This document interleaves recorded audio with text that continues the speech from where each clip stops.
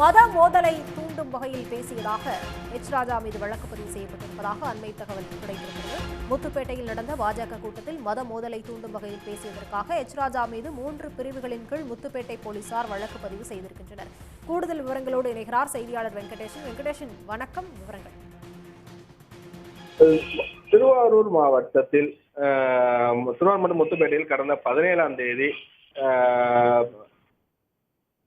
அதாவது பாஜக சார்பில் வக்ஃப் வாரிய திருத்த சட்ட விளக்க கூட்டமும் பகல்காமில் நடைபெற்ற தீவிரவாத தாக்குதலை கண்டித்தும் ஆர்ப்பாட்டம் நடைபெற்றது. இந்த ஆர்ப்பாட்டத்தின் போது பங்கேற்ற பாஜக தேசிய பொதுக்குழு உறுப்பினர் எச் ராஜா மற்றும் தேசிய சிறுபான்மை பிரிவு செயலாளர் வேலூர் இப்ராஹிம்,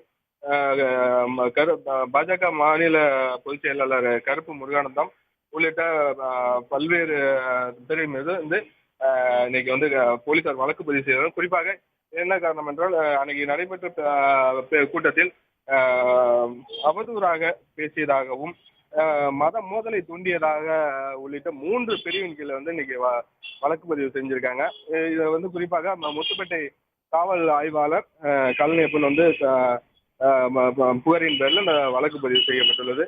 இந்த இதில் மாவட்ட தலைவர் செல்வம் உள்ளிட்ட 4 பேரும் இந்த வழக்குல 4 பேர் மீதுமே வழக்கு பதிவு செய்யப்பட்டுள்ளது குறிப்பிடத்தக்கது. உடனுக்குடன் செய்திகளை தெரிந்து கொள்ள சன் நியூஸ் பெல் ஐகானை கிளிக் பண்ணுங்க.